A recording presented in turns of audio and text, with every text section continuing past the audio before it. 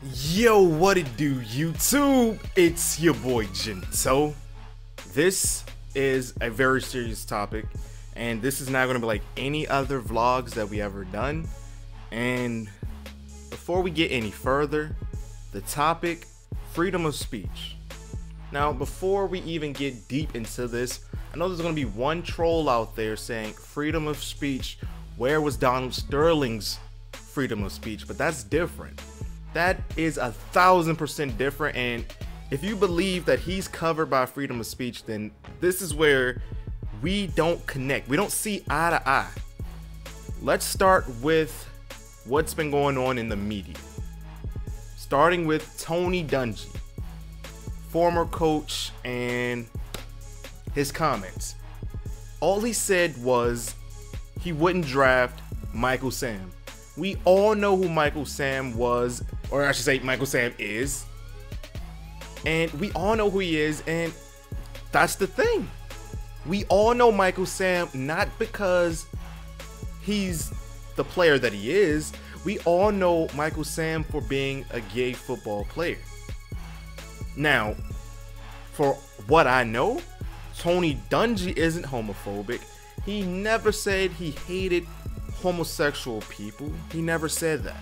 What Tony Dungy said was, if it was up to him, he wouldn't draft Michael Sam. This is where the media went beast mode. They took it the wrong way, and he said that he wouldn't draft him because he would be a distraction. To me and to you, Michael Sam being a distraction isn't him being a distraction because he's gay.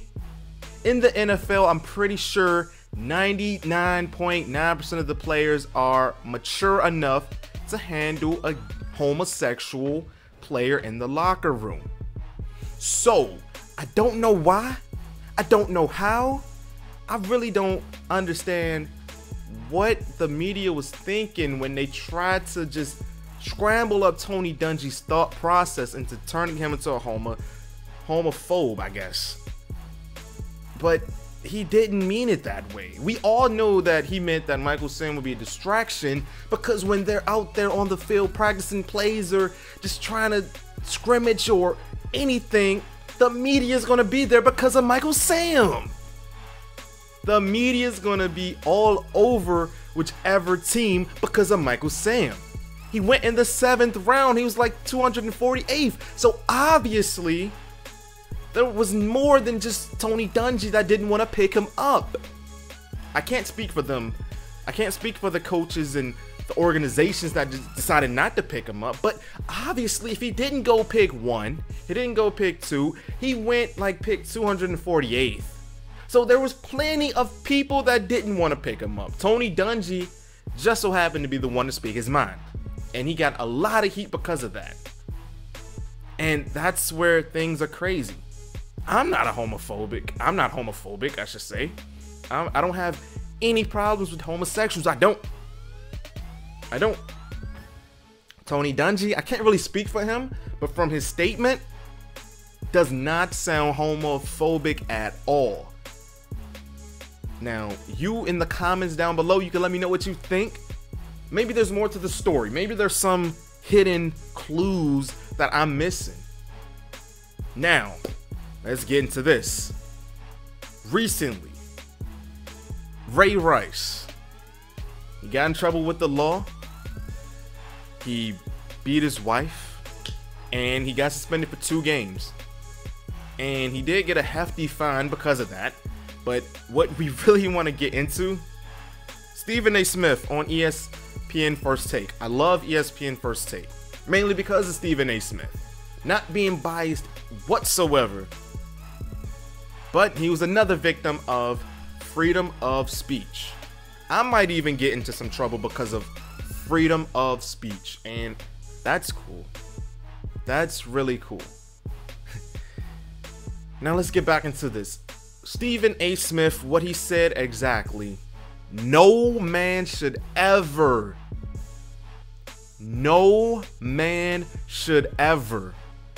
put his hands on a woman. But we always check the men. We always say The man should never put his hands on the woman. What we need to start doing is checking the women to not do things that could provoke the man. That's where things got a little misinterpreted. By him saying that, I don't really want to point names, or let's just say people thought that what he said from the second part was that it's the victim's fault.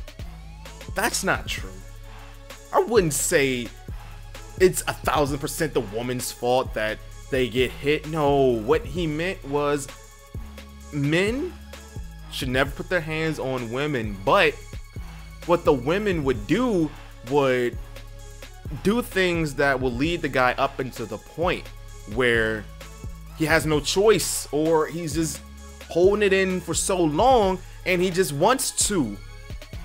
But for the best example I could think of, let's think of the bus driver uppercut, a viral video that we've all seen.